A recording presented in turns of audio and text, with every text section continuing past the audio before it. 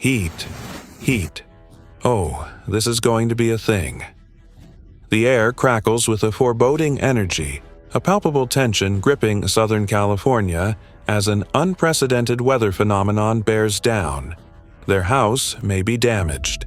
The only thing you can do is get your car and get out. These stark warnings echo across the region, painting a grim picture of Southern California's Christmas storm, when paradise turns dangerous. Right now, as families across Southern California are wrapping presents and preparing holiday feasts, something massive is brewing off the Pacific coast. It's not just a storm, it's a meteorological titan, a weather system so powerful that emergency crews are doubling their staff and evacuation orders are already being issued for communities accustomed to sun-drenched holidays. This isn't your typical winter drizzle, the kind that merely refreshes the parched landscape. This is the kind of storm that transforms peaceful neighborhoods into raging rivers within hours, its ferocity magnified by years of drought and an increasingly volatile climate. The timing couldn't be worse. Christmas Eve and Christmas Day are about to become a battle between nature's fury and human resilience, a test of fortitude for millions caught in its path. What makes this storm particularly terrifying isn't just the sheer volume of rain itself. It's where that rain is going to fall, precisely targeting the most vulnerable terrains. Those beautiful hillside communities with their stunning views, once symbols of the California dream, they're sitting on powder kegs of loose soil and ash from recent wildfires, primed for disaster. The illusion of safety is about to shatter. Let's talk about what's really happening here. Meteorologists are throwing around terms like atmospheric river and bomb cyclone, phrases that sound abstract but carry catastrophic implications. But what does that actually mean for the millions of people in its path? Think of it as nature's fire hose pointed directly at Southern California, an airborne torrent of moisture originating thousands of miles away in the Pacific. We're talking about potentially receiving an entire year's worth of rainfall in just 72 hours. That's not rain. That's a deluge of biblical proportions, a hydrological assault that will overwhelm every defense. The numbers are staggering. Some areas, particularly the south-facing mountain slopes, could see up to 17 inches of rain. To put that in perspective, that's more water than many desert communities see in 5 years, all coming down in less than 3 days. It's an unimaginable quantity, designed to stress infrastructure to its breaking point. The bomb cyclone component adds another layer of menace. This rapid intensification of a low-pressure system brings with it extreme winds, capable of toppling century-old trees and severing power lines across vast swathes of the region. This isn't just about water, it's about a multi-pronged assault of wind, rain, and the resulting debris. The memories of past disasters are still fresh. At least 17 now dead across California.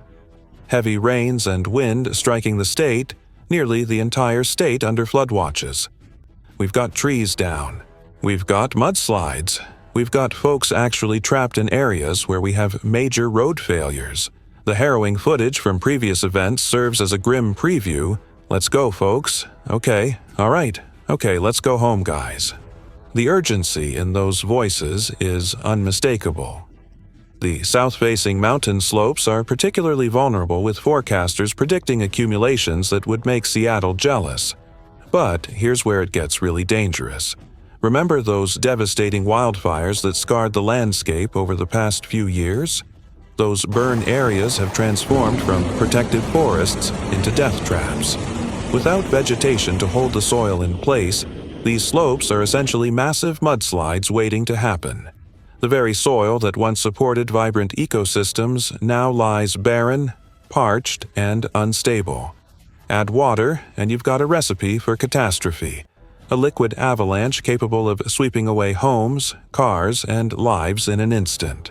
The soil, baked hard by intense heat, becomes hydrophobic, repelling water rather than absorbing it, leading to immediate and destructive runoff. Emergency management teams aren't taking any chances.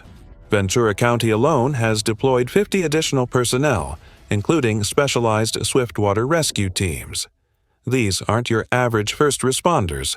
These are highly trained professionals who practice pulling people from raging torrents, equipped with specialized gear and honed instincts. The fact that they're being pre-positioned across the region tells you everything you need to know about how serious the situation has become, signaling an expectation of widespread and severe flooding. The evacuation orders paint a sobering picture. Entire communities are being told to leave. Not tomorrow, not when it gets bad, but right now. Silverado Canyon, Majeska Canyon, Williams Canyon. These aren't just names on a map. These are neighborhoods where families have built their lives, generations rooted in these beautiful, now treacherous landscapes.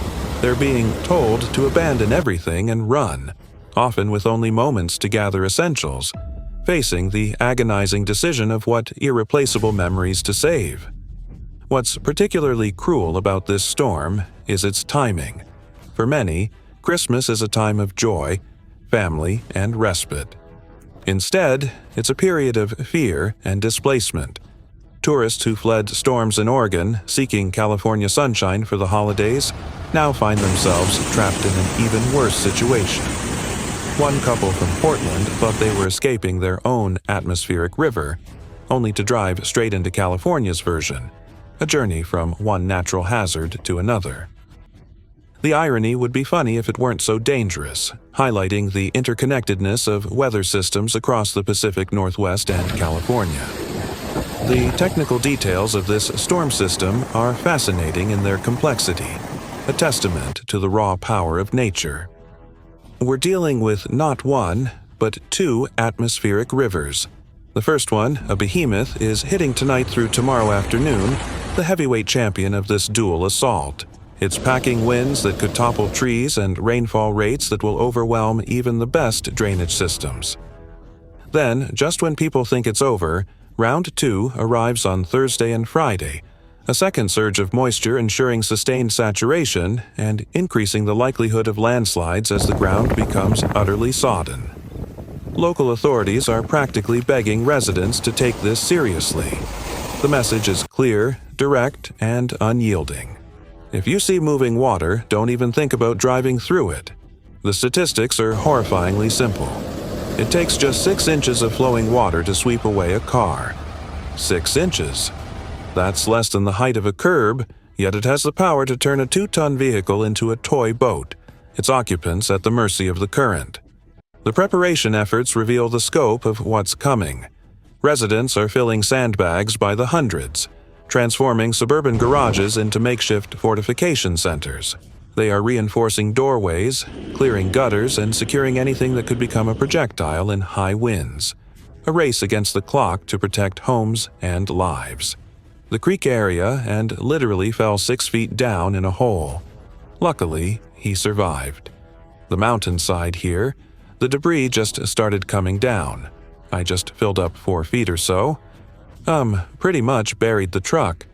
One Aladina resident who lost his home in a recent fire is now fighting to save his property from flooding. He's placed 80 sandbags so far and needs at least 10 more. The desperation is palpable, the individual struggles mirroring the broader crisis. Emergency management officials are using every tool at their disposal, leveraging modern technology in a desperate bid to warn and protect. Digital evacuation maps update in real time, emergency alert systems are pinging phones across the region, and social media feeds are flooded with warnings and instructions. Yet, despite all this technology, the fundamental message remains primitive, distilled to its most basic instinct. Get to higher ground, or get out.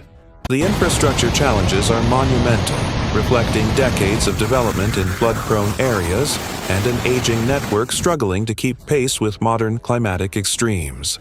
Storm drains designed for normal rainfall will be overwhelmed within hours, becoming bottlenecks rather than conduits.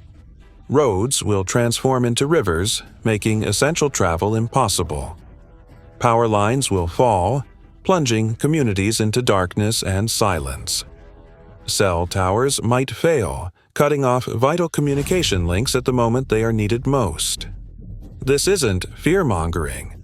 It's the reality of what happens when a year's worth of water arrives in a weekend, an event that exposes the vulnerabilities embedded within our engineered landscapes. What makes this storm particularly unpredictable is the thunderstorm potential.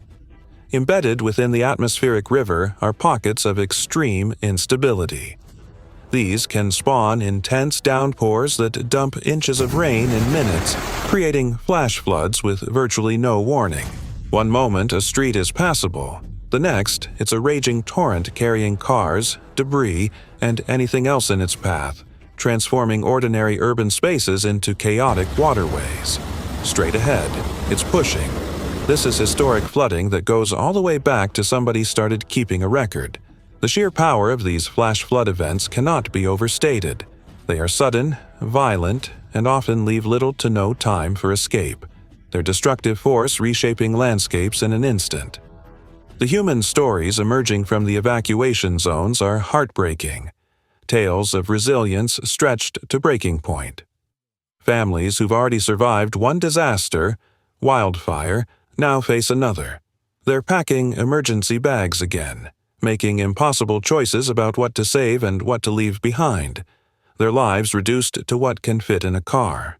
The psychological toll of repeated evacuations can't be overstated. It erodes a sense of safety, fosters chronic anxiety, and leaves deep emotional scars that persist long after the waters recede. For children, it can be particularly traumatizing, a recurring nightmare of displacement and uncertainty. Mountain communities face unique challenges, their isolation amplifying the risks. Ski resorts that should be celebrating their busiest season are instead shutting down completely. Their carefully manicured slopes now danger zones where rain will create unstable conditions and avalanche risks. The rain on snow scenario is particularly insidious, saturating the snowpack and making it prone to massive, unpredictable slides. The economic impact ripples through communities that depend on holiday tourism, from small businesses to large resorts, facing significant revenue losses during their peak season. This financial hit adds another layer of stress to already vulnerable populations. Emergency shelters are opening across the region, a network of last resorts offering safety, warmth, and basic necessities. But capacity is limited, a sobering reminder of the scale of the impending crisis. Officials urge those with somewhere else to go to make arrangements now, to leverage personal networks if possible. Hotels are filling up fast, and roads that are passable today might not be tomorrow. The window for safe evacuation is closing rapidly, a critical message delivered with a stark urgency. Delay could mean being trapped, requiring dangerous rescue operations that strain already overburdened resources. The science behind these atmospheric rivers is both fascinating and terrifying, a testament to the planet's vast, dynamic systems. These moisture superhighways in the sky can transport water vapor equivalent to 25 times the flow of the Mississippi River. When they make landfall and hit California's mountains, all that moisture gets wrung out like a sponge, forced upwards, cooling, and condensing into torrential rain. The result is the kind of rainfall that reshapes landscapes, carving new gullies, eroding hillsides, and fundamentally altering the hydrological patterns of the region. This is not merely weather, it is a geological force in action. Public works crews have been working around the clock to clear debris basins and storm channels, a heroic effort to mitigate the worst. But there's only so much they can do against such an onslaught. Years of drought have left the ground hard and unable to absorb water quickly. The first rain will hit concrete-hard soil, creating immediate runoff. By the time the ground softens enough to absorb moisture, it'll be too saturated to help, becoming a sludgy, unstable mess primed for landslides. This cyclical pattern of extreme drought followed by extreme wet weather is a hallmark of climate change, presenting unprecedented challenges for water management and disaster preparedness. California, a state already grappling with water scarcity, now faces the cruel irony of too much water, too fast, eroding its land and stressing its infrastructure. The wildlife impact is another concern rarely discussed amidst the human drama. Animals fleeing rising waters often end up in populated areas, creating additional hazards for both humans and animals. Mountain lions, bears, and other large predators may be pushed into neighborhoods they'd normally avoid, searching for higher ground or new foraging areas. It's another layer of danger in an already complex emergency, highlighting the ecosystem-wide disruption caused by such events. Transportation networks are bracing for complete shutdowns, a paralysis of movement that underscores the severity of the storm. Major highways through mountain passes will likely close, effectively isolating communities. Even in urban areas, underpasses and low-lying roads will become death traps, quickly submerging and becoming impassable. This is right below my home. Thank God I'm up on a hill. The morning commute on Christmas Eve? Forget about it. Anyone who doesn't absolutely need to travel should stay home, reducing the risk to themselves and the burden on emergency services. The economic cost of these shutdowns alone, from lost productivity to halted commerce, will be significant, adding to the accumulating bill of climate-related disasters. The long-term implications of this storm extend far beyond the immediate danger, resonating for years to come. Hillsides, stripped of vegetation by fires and now eroded by floods, will remain unstable for years, prone to future landslides even with moderate rainfall. Communities will need to rebuild infrastructure, a massive undertaking that strains local and state budgets. Homes will require massive repairs, pushing insurance markets to their limits. And the landscape itself will be permanently altered, with new erosion patterns, changed waterways, and a scarred terrain that serves as a constant reminder of nature's power. The cumulative effect of these repeated extreme weather events forces a reevaluation of land use policies, urban planning in high-risk zones, and the fundamental question of where and how we build. As darkness falls tonight, Southern California holds its breath. Emergency responders are in position, sandbags are stacked, and evacuation centers are ready. But ultimately, survival comes down to individual decisions made in the next few hours. Those who heed the warnings and evacuate will watch the destruction on television, grateful for their safety. Those who don't may become part of the story nobody wants to tell, a tragic statistic in the annals of a devastating storm. The contrast between what Christmas should be and what it will be couldn't be starker. Instead of gathering around trees, families will be huddled in evacuation centers, their holiday cheer replaced by a profound sense of uncertainty and loss.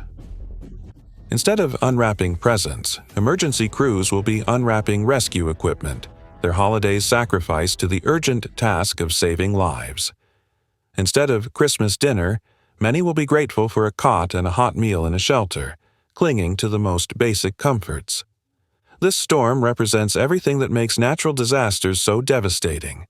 Not just the physical destruction, but the timing, the scope, and the cruel irony of water bringing destruction to a state that desperately needs it. It's a reminder that nature doesn't care about our calendars, our plans, or our holidays. It operates on its own immutable laws, intensified now by the accelerating forces of climate change. As the first drops begin to fall harder across the region, the real test begins. Will the preparations be enough? Will the warnings be heeded? Will communities come together to help their neighbors, demonstrating the profound resilience that often emerges in times of crisis? The next 72 hours will answer these questions in ways nobody wants to imagine, forever etching this Christmas into the memory of Southern California. For those in harm's way, the message is simple but urgent. Don't wait. Don't assume you'll be fine. Don't become a statistic. The storm of the decade is here, and it's bringing a Christmas nobody will forget.